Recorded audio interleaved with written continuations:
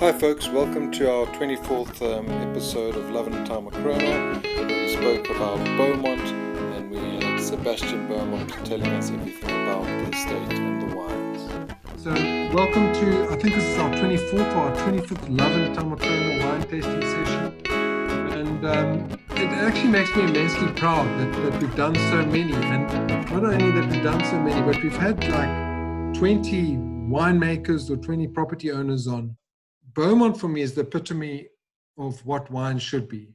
And a large part of this group was spawned from a tour that a couple of us did for a Watershed concert to Paul Kluwer, and then we all went to go visit Beaumont. And yes, we're 24 sessions in, but this is almost like for a lot of people getting to meet Sebastian, because we went there and we had a wonderful time and Sebastian couldn't be there. So this is amazing. And in terms of the storytelling and in terms of the family and bringing it together, the Beaumont mantra is, and I got this off the website, the Beaumont family story is one where fact, fable, and fantasy merge. A story where wine, food, and family are always at the center of the narrative. And this fits in so well with the mantra of this Love in Time of Corona. And this is the last of these sessions called Love in Time of Corona. We're going to be moving to something now called Story Cellars. So Sebastian, how's it? How are you, man? I know you know a lot of people. Right, thanks, Barry.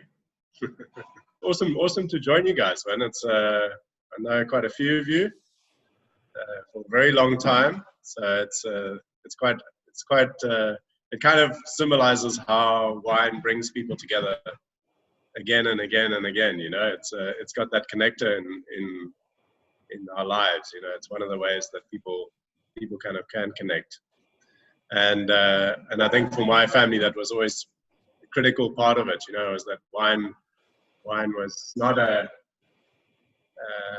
it wasn't like a luxurious product. It was an essential part of everyday life, and that was the way that we lived it. You know, just like we always had wine. You know, there was always box wine or Ruderberg, whatever it was in the 70s and the 80s. And my father especially I think he lived in Spain for a long time, and he realized, you know, there he learned a bit about wine and really how to drink it, I think, more than anything else. And he always loved just drinking it out of like a normal water glass, you know, just like a shot glass. That for him was like the way he needed to drink it. So it's you know, we make lots of different wines now than wines that kind of suit different occasions and situations, and that's also important. You know, your wines, Harry, you were kind of alluding to, you know, the crowd that's in front of me. Everybody kind of enjoys wine, but you can't drink all wines every day, you know, unless you load it.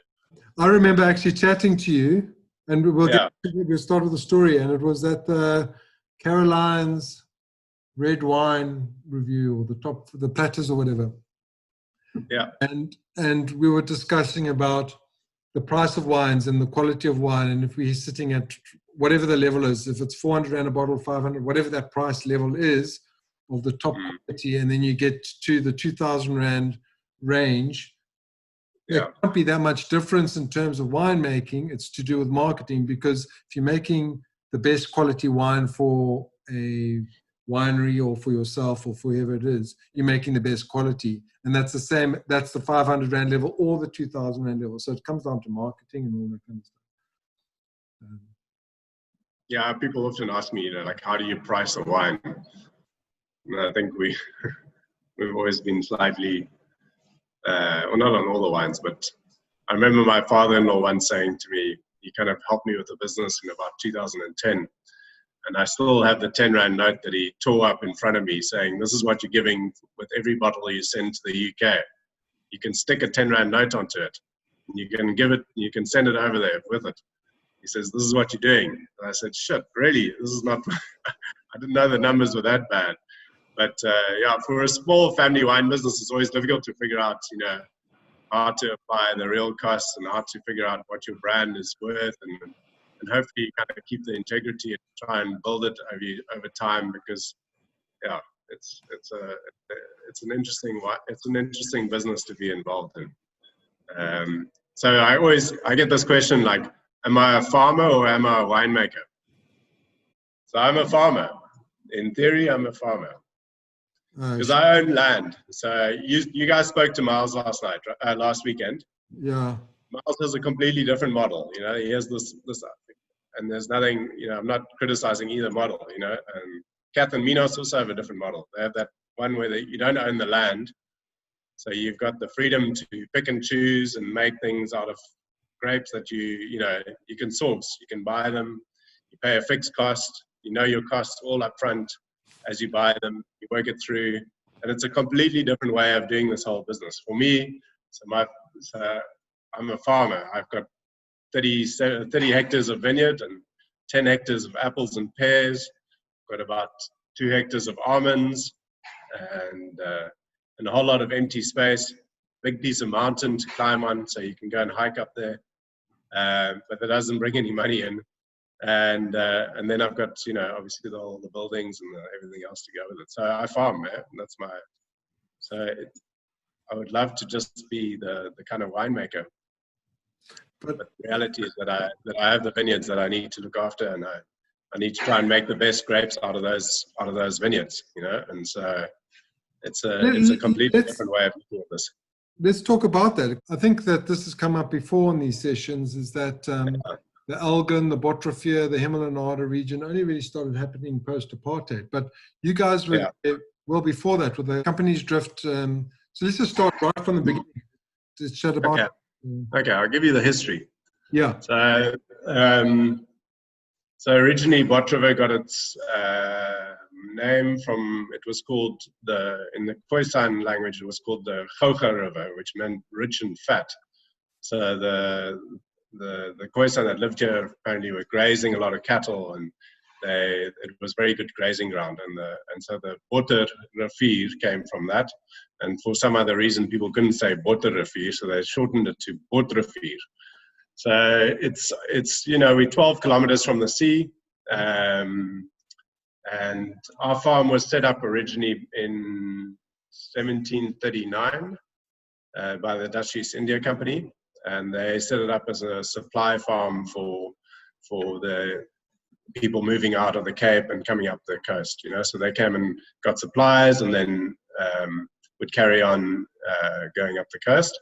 And so it has a rich history in terms of what it was used for and what its functions were. So we've got a 250-year-old watermill that we actually ran this week again.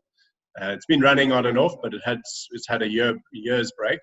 And the watermill still produces amazing flour. And Andy Self comes out. He's the only one allowed to drive it. So, you know, it's not one of those things you can just press a button to stop and start. So it's a must see when you do visit us. And it's incredible to see that kind of engineering still working and producing this amazing flour. So that's one part of the farm. Then there was the old policeman of Bottrofeer used to live on this farm, so he patrolled the region.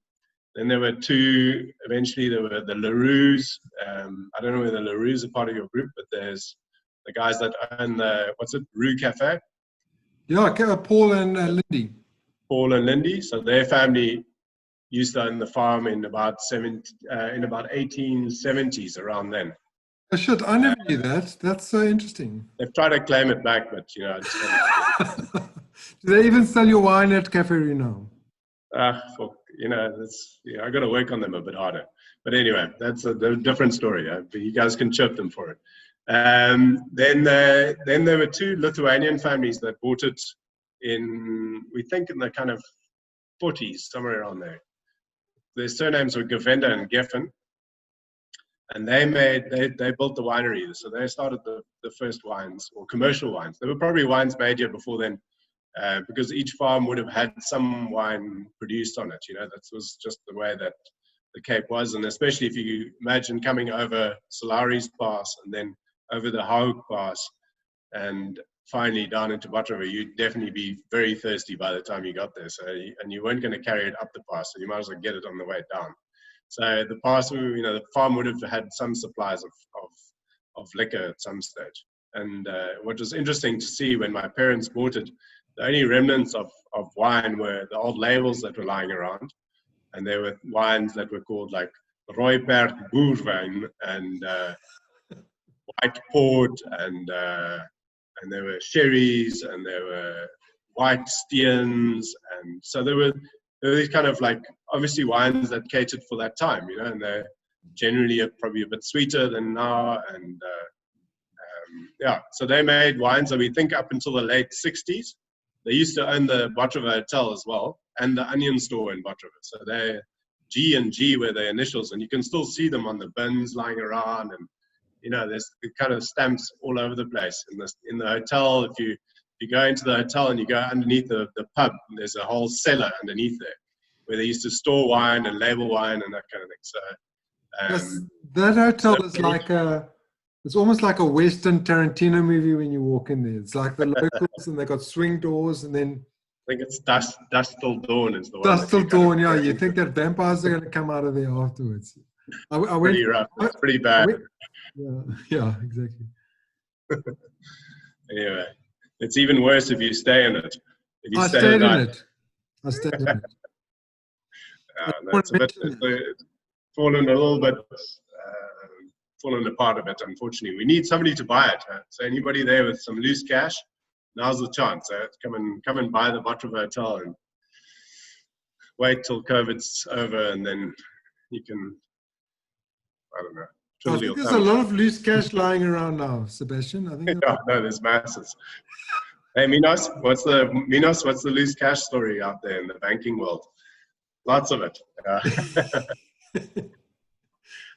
So yeah, that was the Gewende and Geffen family, and they kind of left us with a few vineyards. So I think when my parents bought it, there were basically a few blocks of Chenin, some old Cinsault, and some Pinotage on the farm, and the cellar was all here with like nice concrete tanks and some old presses and equipment. Which one is that? This is the 2014 Dangerfield. Ah, excellent, best ever, except for the 17 and the 16 and the 15. It was a great wine. It was the best that we've got. Anyway. And yeah, they bought this farm, and I think, you know, I did a talk the other day with Adi from Badenhorst, and he when he started at that farm in Kalmoesfontein, it was a very similar situation to this farm in the 70s. If I look back in the pictures that my mum has of the farm, and she has these old slides, it's a fascinating like history of or record of how the farm was then, with just a few gum trees. There was a shed behind the cellar that apparently was full of old brandy bottles, because the guy basically was smuggling brandy out illegally out the back of the thing. There was a scrap dealer who was working here, and a tow truck owner who was basically living in the main house. So it had all kind of fallen apart, and all these buildings are 200 or 300 years old. So you leave them for a few years, and the plaster falls off, and the roofs fall apart. So they spent a lot of time fixing it up in the first few years, and really replanting all the vineyards. So they spent 20 years just replanting vineyards and some fruit trees, and kind of trying to see how to diversify the mix in the farm. And it took a while, and my mother was experimenting with wine at that time, but not making it commercially. So she eventually, I think, realized in the 90s, early 90s or late 80s, that they were still going to be here, and that they still wanted to make a go of farming. But the problem was that we were selling our grapes to the Vliesdorp Co-op, and the Vliesdorp Co-op was paying you the same price year on year for your ton of Chenin Blanc or Pinotage or Tinta Barocca that we had on the farm. And our yields were dropping because of the age of the vineyard. So they were 20 years old, and now we needed to make a decision as to what to do. And that's always like a time on South African farms to either start replanting your vineyards and doing something new. So they basically started pulling up some of the vineyards, and Jane decided, no, but she liked some of these wines, and she'd sold some of the grapes to Hamilton Russell and these guys, and they said, no, you actually have quite good wine. You should make some wine. So she was good friends with the Hamilton Russells, and she and Peter Finlayson had been at university together at Cape Town, so they knew each other. And Peter then wrote a whole story about how to fix up the winery But at the end of it, he said, "Don't make wine. Don't go into this wine business. You're crazy. Don't do it." Anyway, they didn't pay too much attention to him and went ahead. And she got some advice from Peter in the first few years, but she was making 5 barrels, so it was tiny production. 5 barrels then of just Pinotage, and then she made some Chardonnay and some Port, and then she employed Niels Verberg. So in 96 vintage, Niels joined us from Luddite, so next door. And he then worked with my mother for about 5 or 6 years, helping her make the wines. And then I came in 99 and tried to kick Niels out, but it didn't. He's quite a big oak. You've met him. You can't kick him that far. So he landed up on the hill just behind us, making Luddite. Yeah, we've stayed very good neighbors. So Niels is he's a stalwart in the industry. I've taken some people on tour there, and he's giving of his time. The problem is he never has his wine because it's all sold out before as it's made. I wish I was in that situation. Yes. Yeah, maybe he was a better winemaker though. Maybe after this, maybe after tonight, we'll be sold out. So tonight you're going to sell out. Sebastian, tonight you and I are going to sell it. So no, WhatsApp you my priceless salon. Yeah, you must. Actually, what I will do is I'll send the link after this. So Ingram, who from Escape and Explore, and I've actually given a tour there, was with Lucian, and he's just posted on here a question, and he says Paul LaRue sent a message for Seb. Ask who the best water polo centre forward he has ever played with might be. Ingram, send him a message back saying, who's the best goalkeeper that ever existed in his team? Paul also says he might buy the hotel. Tell him I'll give him his great-grandfather's family gravestone back. found in one of my gardens. That's beautiful. If he buys the hotel. Only if he buys it. Now listen, so we're going to get on to Beaumont as it is now, but Jane's still making wine. Jane is the mom who started making the wine, and I think post-apartheid started really trying to look at instead of production focus, more market focus, and how the wines can, with these aged vines, and I know about these aged vines, especially the Chenin, the Haute Marguerite. Jane's still making wine. Yeah, she's making a barrel of Chardonnay and a barrel of Pinot Noir every year. So we both have a love for other grapes other than Chenin Blanc and Pinotage and Mourvèdre. We actually, for me, like anybody who says to me, what's your favorite grape? I say, that's a ridiculous question. It's the most insane question I could come across. There's no such thing as a favorite grape. There are some that work in certain regions and certain countries really well, but I love all wines, and my mum, she loves making a bit of Chardonnay, but it's 1 barrel a year, so it's tiny production, and it's called Jane's, Jane with a Y, so Jane with a twist.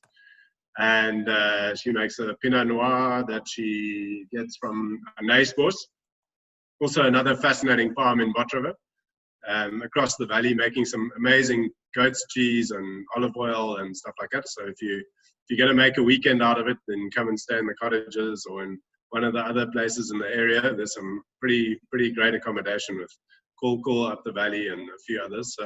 Then you can go and visit Wim Bok at Naisbos. He's quite a character. Awesome.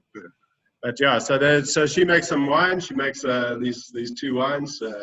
At the moment, she's spending her entire COVID weekdays looking after my youngest. That's worse than Chinese torture. He's proper. That children's book called Horrid Henry? Oh, he fits that whole profile. Cool, man. So she's working hard, and she helps me a lot with the farm and kind of just looking after things. She does a lot of the gardens, and kind of she doesn't have the stress of the kind of day-to-day running of it. So I've taken that away from her, but and I'm slowly paying her back for the monthly for the farm. So it's a long-term project. But it was the only way we could make a family business work. I have a brother and sister, as you know, Lucian, you've met, and I have a fantastic sister called Ariane. She should get her on. She'll chat all night. When you visit Bottrova, and it's not the Lani place. It's not. You go to the Yamulnada, you have everybody there with a double-barrel surname. You know, the Hamilton, Russell, Bouchard, Finlayson, Newton, Johnson. The only ones who kind of didn't get that right were creation, but I think they blew it away with a whole lot of other stuff. So you know, Bottrova is a little bit similar region in terms of if you look at the soils, very similar soils. So you got these shale clay soils up against the mountain. You got some of the sandstone coming down, but obviously the valley is quite wide. So it's about 10 k's wide, and the town itself is about 12 kilometers from the sea.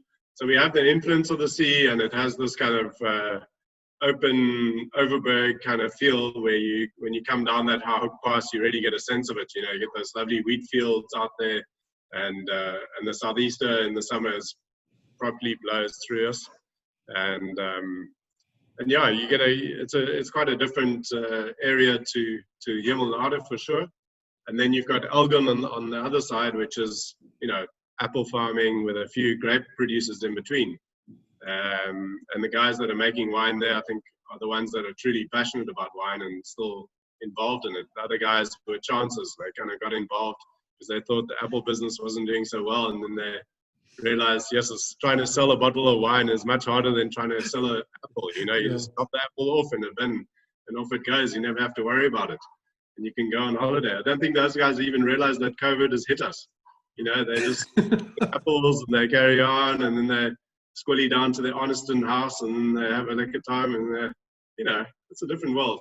So it's two different regions on either side of us, but I think Bottrova is, yeah, I think through its nature and the people that got involved or that bought properties in Bottrova, there's quite a few people that are out of town, you know, like people from up north who bought farms, like at Gabrielskloof and Ysbos. You know, they all bought property here in the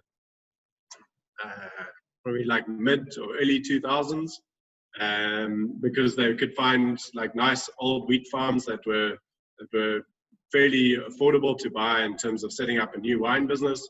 And as you said earlier, I mean, up until 93, there were only 3 producers in the whole of from Elgin all the way to Plate. And if you look at it now, there are, I don't know, hundreds of producers there must be, I don't know, 80 or 90 producers from Elgin all the way through to Plate. So the whole region in 25 years has expanded massively, you know, so in terms of, and the reason for that is the kind of the need to find cooler climate regions to grow grapes and to find land that was a bit more affordable than Stellenbosch, you know, because Stellenbosch got very expensive to set up a wine business.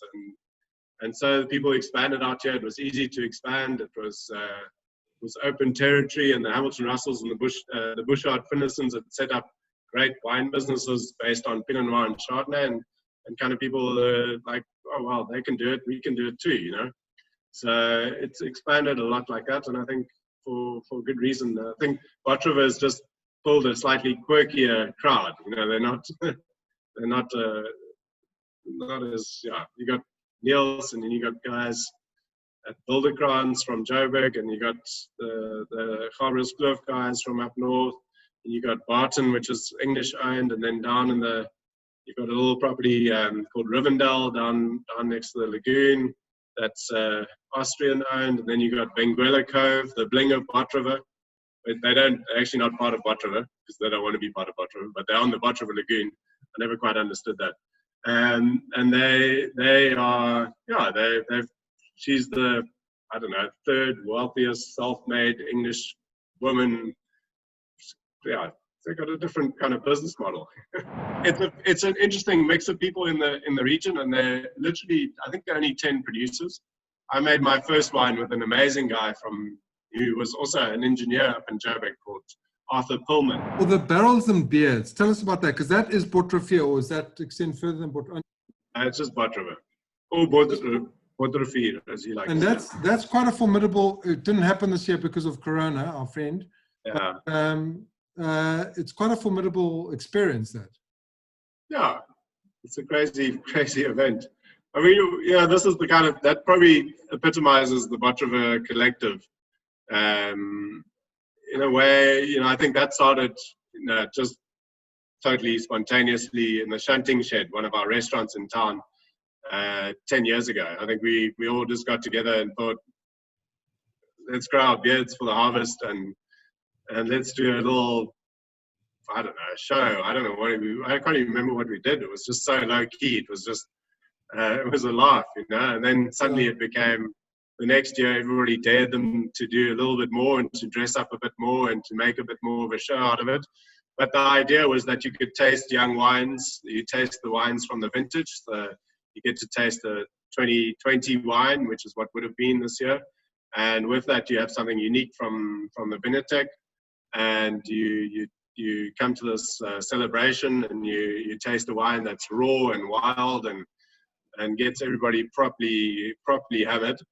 And then there's this whole beard fashion show thing that happens with all the winemakers, and we invite all winemakers from other regions too. So there's Artie's joined us, and Miles has joined us, and Tyrrell Myberg dressed up as B.A. Baracus one year, and you know, everybody kind of chooses a persona that they want to express, and some of it's quite close to the bone and hard hitting, and some of it's just totally off the wall. But it was an amazing celebration of the end of the harvest and a kind of gathering of people who just like wine, you know, and like to have a good party. So that was the barrels and beards thing. Some questions here. What's the name of the lady that you were just mentioning, or what's Elvira Pullman. Elvira Pullman. Everyone Pullman. Asking Elvira Pullman. Goed Vertrouw is the wine farm. Goed Vertrouw. So up past Call. It's about 8 kilometers up the Funnelstal Pass from Botteriver town central. On the left-hand side, you can give her a call. And then I think it's time to talk about Spoegwyn, and I'm talking about the first one. And Spoegwyn. You were talking about Spoegwyn, not Spoegwyn, eh?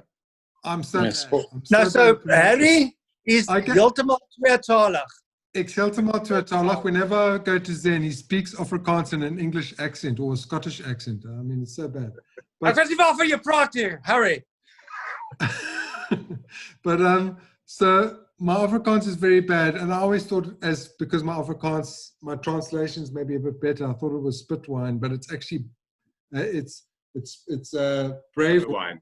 And it's the wines that you put out that you either testing the market or it's stuff that you're experimenting with. But I went there, and I don't know actually how I got on, but it was that time with Tyrrell's place, Tyrrell Myberg from Houstonburg. And it was the most remarkable, it was actually eye-opening for me just being there, because it was a wine festival of 4 people and 4 barrels, which were the stands. It was Artie, it was Adam Mason, Sebastian and Nikki was there, and then it was Tyrrell. And there were about 50 people, maybe there were more, maybe there were 60 or what, I don't know. And you would go and talk to the different people in this this festival. I don't even know how I got onto it, but I was delighted. And then very random invitation. That's how it works. Yeah, it was pretty random, and I remember them back then. You have to come to everyone afterwards, otherwise you get kicked off the list. But I remember everyone standing up, and I remember you standing up, and I remember Tyrrell and everyone standing up, and the messaging was consistent, and that spawned. Actually, that is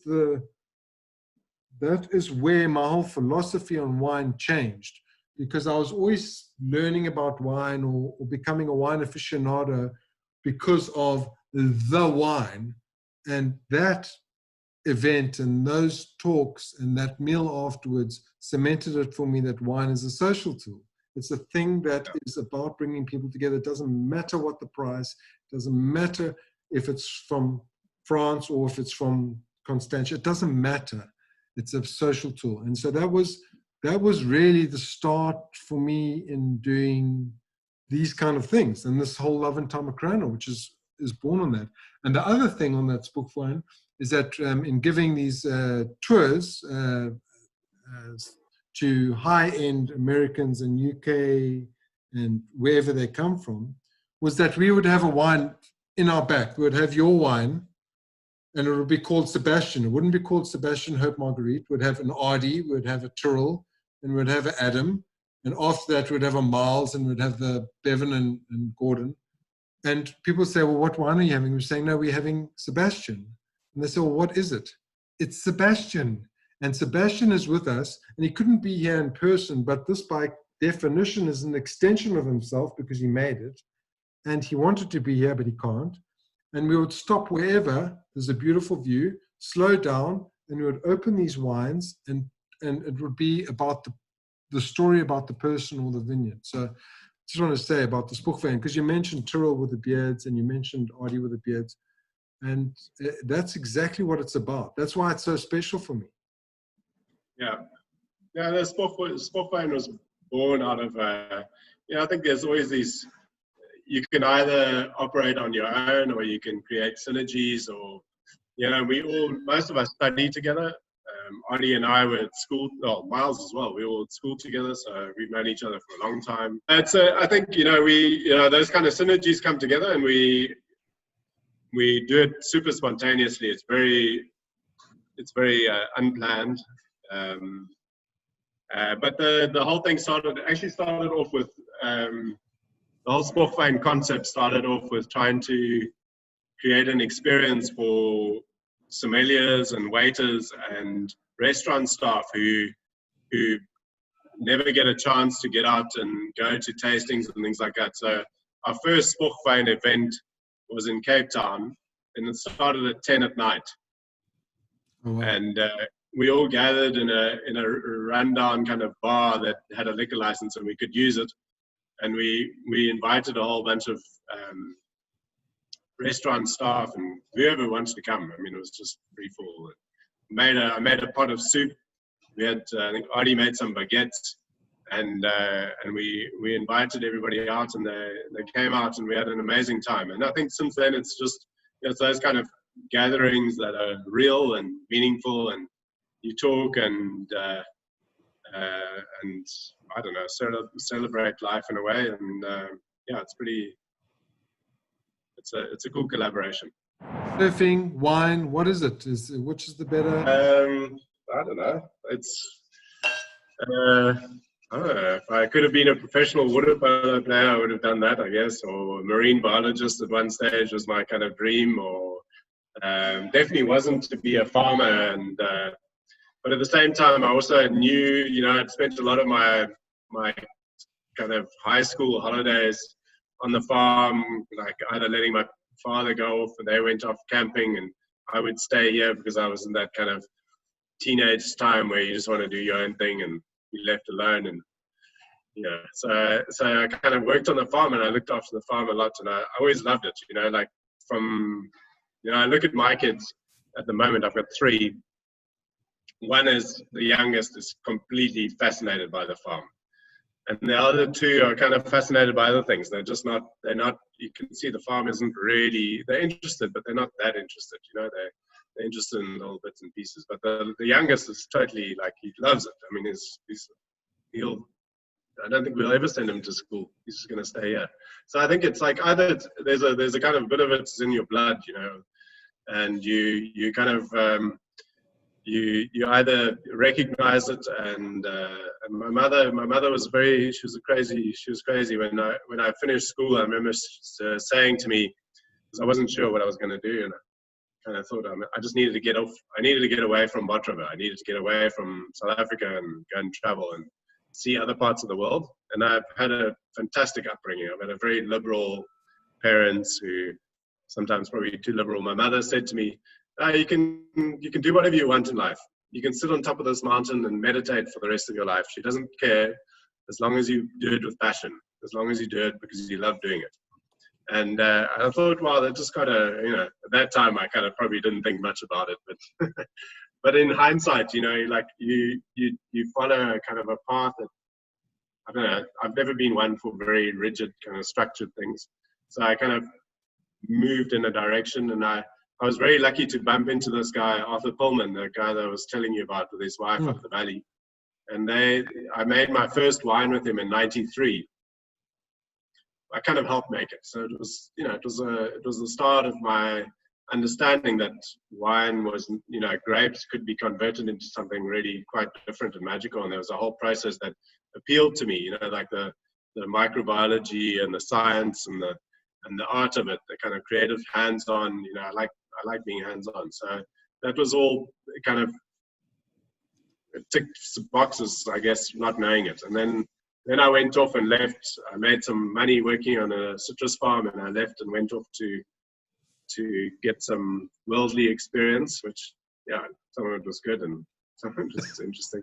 And I came back and I decided I was going to study winemaking at Elsenburg. And that's where it kind of sunk in that my father was a little bit like, he was 10 years older than my mum. So he was kind of getting to a stage where he was kind of mumbling about, we're going to sell the farm. I'm tired of this. You get like in your 60s, you're kind of like hut full of it. And so he said, you must come in. You must come now. You must come to the farm. And this is straight after finishing at Elsenburg. And I think I've already said to my kids, if they want to be involved in the family wine business, the one rule is that you have to spend 5 years at least working anywhere else. You can work in anything. You can work in wine, but you got to do other stuff, and then come back and then join the family business, because family businesses are intense, and the dynamics are intense, and the relationships are you go through some proper roads, But it's at the end of it, we've managed to get through it and all stay friends, and we all speak to each other. And I found what I really love doing. At the moment I sit too much in front of a computer, trying to keep our business moving in a direction that it needs to move in, especially over the last 2 months. It's been pretty challenging and stressful, but that's we're farmers, so we know these kind of things happen, and so we kind of figuring out, I've decided to take it over from my mother, and it doesn't, it was kind of a thing that I made with her directly, because it's difficult having siblings in a small family business where your salary is already not even close to what the guys are paying at Takara and some of these other farms. So you kind of like, you suck it up and you live off the fringe benefits, which are amazing to live on a farm, and for me also as a winemaker, I think from a philosophical point of view, to be able to have grown up with the vineyards and still be making wines, like with my Hope Marguerite, to still be making wines from those same vineyards that I grew up with as a kid, planted in 74 and 78. Yeah, there you go. And for me, that was always like a very unique opportunity to either take and do something with, or to not. My parents could have said, "Wow, you're not interested? They're out of here." They would have sold it and kind of retired in a Manus or something like that. I don't know. But it was, it's for me as a winemaker, I think, to be in one place. I've had the same PO box my whole life, PO Box 3, Bot River 7185. It's a pretty terrifying kind of concept. I think once, most people move around and get to see different places, and PO Box 3, yes. And but I think Bot River is such a quirky place, and we're so close to everything and yet so removed from everything. So it's actually an amazing place to grow up and live. And I really value the opportunity that I've got, and hopefully the kind of thing that I can carry and keep going with. It's like we're trying our best. Let's talk about your aged vines. Let's talk about Chenin Blanc, your Hope Marguerite, and maybe if we can talk about Mourvedre just as a variety, because I don't think we've never discussed it here on this forum. Sure. Yeah, I think for Chenin, I think it was an interesting varietal to make as our kind of focus. And when I took over, we'd been making Chardonnay and Sauvignon Blanc and Chennons since '96. And I took over from Nielsen in 2003, and then the first time fully responsible in 2004 for the cellar. And in 2005, I decided life was too short to make everything for everybody, and that I'd become we needed to find a focus for our brand and for what we were doing, and because it's quite challenging when you've got a small winery and you're making 15 different wines and trying to tell everybody this one is the greatest and this one's the greatest and the next one is the greatest. But you start doubting yourself, because although you love all the grapes, and you make them all as deeply and passionately as you can, it's you get to a point where it kind of starts to dilute. Anyway, so I thought, okay, we're going to become Chenin specialists, and so I stopped producing Sauvignon Blanc. I didn't stop making it. I kind of made it, but I put it under my father's label. And as Beaumont range, we just said we're going to make the two different styles of Chenin. That was the unwooded for everyday drinking, from about 6 in the morning till 2 the next morning, whenever you want. It's a great wine for drinking at any time. It's just one of those kind of wines. Yeah, man. James is saying, how's it? That's cool, yeah. And then you've got Hope Marguerite, which is the complete opposite in style. It's barrel fermented, and that comes from my two oldest vineyards, both single vineyards now. They're registered. They were planted in '74 and '78, so they're amazing old vineyards. I think still there's a little bit too much hype around this whole thing of old vines. I think it is part of our heritage, and it's part of something that's really special, but it's a bit like people, not all people are fascinating. Not everybody gets better with age. And then there's some young people that you underestimate. Like I had a young winemaker here last year. He was 20, and I thought, yes, it was an incredible kid. It was like this guy was wiser than his age, and I thought he really gave great insight. I've got a whole bunch of them here this year staying with us during this lockdown, and I've learned more in lockdown about winemaking than I have for a long time. We locked down, and you've got like a whole lot of people staying with you. Yeah, we got a kibbutz, man. I've got Pablo. He's making tarte citron because he's from Toulouse, I think. Is it Toulouse, Pablo? Anyway, somewhere down the south of France. And then I've got Madalena, who's from Portugal. She's from the Alentejo. She's making something for supper tonight as well. And then we got Jana, who's from Germany, and we've got Christoph from Germany, and we've got Tim, the American, from Minnesota. So they've all been working at different wineries around here, and they couldn't get out at lockdown. And I just offered my cottages and said these guys can stay, and they've done amazing things. They've made the best sourdough bread in the world, and they've perfected the recipe. We have a brunch every Sunday. We get together regularly. We've tasted massive verticals through everything. They've told me which wines are too funky, which ones have too much lactic acid and taste and this and that. I've learned a huge amount. It's been really, you realize that as a winemaker, you just need to keep asking the questions, because there's so much to kind of still draw out of it and to improve on. Like you think you've kind of, well, you never really think you get there, but you try to get to a point where you stop stressing about it. But each vintage is new and starts again. So that's where Hope Marguerite and Chenin has kind of got along a long path, but I still, it has, both those wines have evolved with over the vintages, and like we've tasted the full verticals of them in lockdown.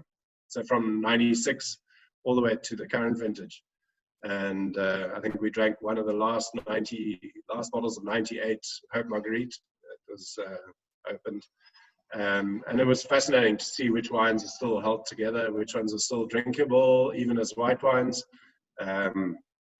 And which ones have fallen apart. Who's Hope Marguerite named after? My grandmother, my father's mother. So she was Hope Marguerite Beaumont. Yeah. So, Hope Marguerite is an iconic wine in South Africa. It has to be.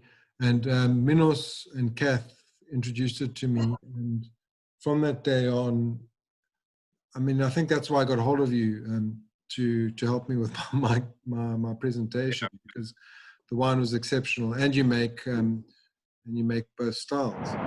I think branding was, it's my parents definitely weren't marketeers when they started this wine business. It wasn't because they were from, Walter Thompson, that the Hamilton Russells were from, or they had very little clue about how to set up a wine business and how to brand it and position it. I think they just did what they thought was, I think, the right thing to do. And there you go. Minos is putting up 2 different labels that are like chalk and cheese. And if I showed you our first label, it would even shock you even more. But we've kind of kept it true to a few simple things. One is that we decided to put our name on the bottle, our surname. And I think when you do that, you're immediately more accountable for the bottle of wine that you put out there, if you believe in that kind of way of living. And that's kind of set the tone for our branding and kind of who we are, what we talk about. And I always say that, one of us is always, we have to like our wines first before we can put them out there for other people to drink. And my mother-in-law is the strictest measure of it. She, I think way back in '96, she was given a bottle of or '97, she was given a bottle of our '94 Pinotage, which had sadly turned bitter. It was like a nightmare wine. And she still lives with the scar of a bitter Pinotage that she remembers from then. And, once you do that, you realize there's no way you can compromise. You have to, and there's some vintages where I haven't even released a wine. I haven't bottled it, and we just say, it's not good enough. We just skip it and we got to go move on and try the next one, and hopefully you got a better vintage the next year. Normally, you've got a better vintage especially with reds. With whites, it's a little bit more tricky because you're much closer to the current vintage. And but branding is everything. I mean, I think the reason for our current label and the way that it looks, so this very white, very simplistic, but I think very true. And the principle of this was built on the kind of a photograph that I found that my mother had taken of the Pepper Tree Cottage. It's one of our guest cottages that she had renovated in 1979 or something like that. And it was really the stark black roof with whitewashed walls, this very stark simplicity of Overberg or the Cape, in that way that you have this just pure simplicity of it, and you have the texture and the paper. And also it forces you to focus on the wine. It's not about some, I don't know, I would love to have done sketchy kind of labels. I like all that stuff. But there's some of the stuff is just too distracting. It's all about the label and not about what's in the glass or what's in the bottle. So for me, that's we kept it very simple and tried to focus on that. And yeah, I think I've tried to limit our range. I think when I changed from making everything for everybody, I didn't immediately cut everything away. I had to still keep the business going, but it was a crazy decision because at that time, for every case of Chenin that you could sell, you sold 40 cases of Sauvignon Blanc, and it's probably still like that. It's Chenin wasn't the easiest choice, but at the end of the day, it's been the best choice for us. It created this kind of intense focus for us, and I think on the reds it's a bit more tricky because they take longer to find their roots and the kind of the style of wine that you want to make. But on the white wines it's easier. So yeah, branding is, it's everything these days. I think you go into the shop shelf. I'm even terrified by what I see there. The amount of new labels, the amount of brands on the shelf. It's like you think of something that you need to use every day, like soaps. You go into the supermarket and you have a look at the soap shelves, and you've got a few, variations. You go into that same supermarket wine shelf, and you go, holy shit, how do you even choose? And my friends at Almond Cake, Joris and Natalie, they do it where they stick a gold sticker on one bottle, and next to it, the next bottle is exactly the same wine. They leave the gold sticker off. Hey, there you go. Nice one, Natalie. Are you related? And and you stick and the one with the sticker bloody sells first time every time. You know, even when old Mike Ratcliffe tested out, you know, putting bullshit stickers on, you said, this is a blah blah blah gold sticker, and people still buy it. You know, you need some point of differentiation. So I don't know, I can't speak to everybody, but I think for us now, our focus is getting people here to Botrovo and to come and experience our farm and our brand here, you know, where it's born and where you can get a real sense of what it's about, you know, and that's our strongest branding method, or whatever you call it. Like, yeah, well, I think Sebastian, the other thing is and we've also spoken about this. A huge part, I think, of this journey specifically, and what Harry's been doing, is the stories. And I mean, I pretty much, I'd like to say, I've known all the wines that we've gone through the group over the last 2 months. But you know, once you start meeting the guys and you start hearing the stories, you know, and the background stories, and there's that attachment, you know, it definitely makes a huge difference for us, you know. Well, I mean, I'm sort of only, you know, my when I shop now, because I was always quite, you know, I like to try anything personally. You may not notice it, but obviously at the buffet as well. But you know, when it gets to the wine, you know, I like to try new things. Definitely, I don't sort of just stick to the same old brands. But what's funny with this whole exercise is that I'm definitely, you know, I'm narrowed. You know, I'm looking for the stories, you know, which is quite cool. So that's it. I mean, obviously with this as a platform, I think is a starting point, you know, to use, but definitely something also to think about. I reckon, yeah, it's the way. It's awesome. Yeah, cool. Yeah, so I have a wine called New Baby. That's a white blend, right? I make that. It's a pretty lekker wine. And people ask me, why did I call it New Baby? And basically, my mother always used to say, like, the beginning of harvest was like you start to develop this kind of angst. It's you don't know what you're going to get. You don't know how you're going to make it. You don't know whether it's going to be as good as the previous year, or what's going to happen with what you're getting. You know, so this is the moment when you have that kind of that anxiety about what's going to happen. You know, and can you do it again? Can you make a wine that was as good as the previous year, or better, or whatever? And so she always said, like, each harvest is like having a new child, and was, you know, because you're starting with a whole new season, with a whole new set of ingredients. You kind of know what the ingredients are. It's a bit like parents, you know, what kind of kid you're going to get, something that looks something between you and the other one, you know, but you just don't know what kind of personality it's going to have. So I think wine is a bit like that, and you do get a bit, yeah, that's my kind of moment. It's a quick, silly question. Isn't Mourvèdre, isn't it known as Mataro in Australia? Why are some grape varietals known as other names in other countries? Because it really makes it hard for consumers to figure out what the hell they're drinking. I mean... Good question, eh? That's a very good question. I did a live tasting last night on Mourvèdre. And it's a tough grape, because you don't know how to. I said it's the best wine to take on a first date, because, you know, you always take those kind of things that you need to create conversations about. You know, and you can never pronounce the bloody grape's name. So Mourvèdre is the French name for the grape, and most varietals have a lot of synonyms. So Mourvèdre's other synonyms, because it was also farmed in Spain a lot, is Monastrell. Oh, that's right. And then you have Mataro. So there's a town in Spain on the kind of coast, I think it's just north of Barcelona, that's called Mataro or something like that. So originally it would have got these kind of names from its different origins or places where it was kind of known. And those have traveled around the world. And I think what happened was that in Australia, they must have got the cuttings at some stage, either from Spanish vineyards, and that's how it got the name Mataro. And actually in South Africa, it's still registered as Mataro. So when I buy new plant cuttings, they come with a tag, and the tag says Mataro on them.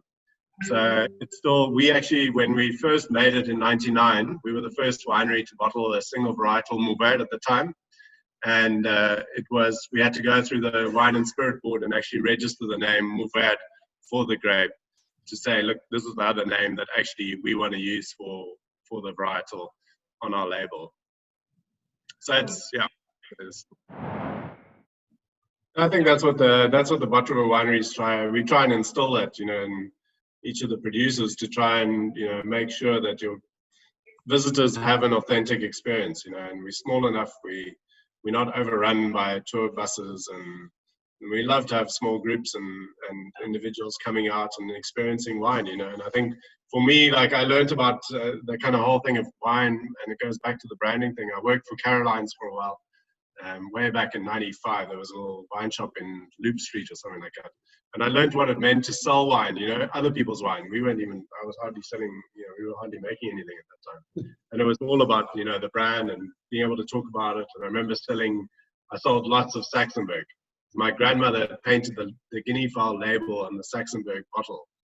So it was her label. So I sold that stuff like crazy, man. It was so easy. It was every bottle that came past. So it is about stories. It is about connection. It is about creating that, for me personally, as a winemaker, if I go around and I visit farms and the ones that I love, whether they're here in South Africa or anywhere in the world, they're ones where I've got to meet the people behind it. I've got to somehow a little bit of insight into what they're doing, what their philosophy is, and how authentic they are or not, and that's where the heart and soul is, and where you see it in the wines, and that's absolutely critical for me in terms of choosing a bottle to drink. And it's not about, there's great wines from so many regions and so many countries and so many places that you just can't get to, but you find the ones that you kind of create an emotional connection to,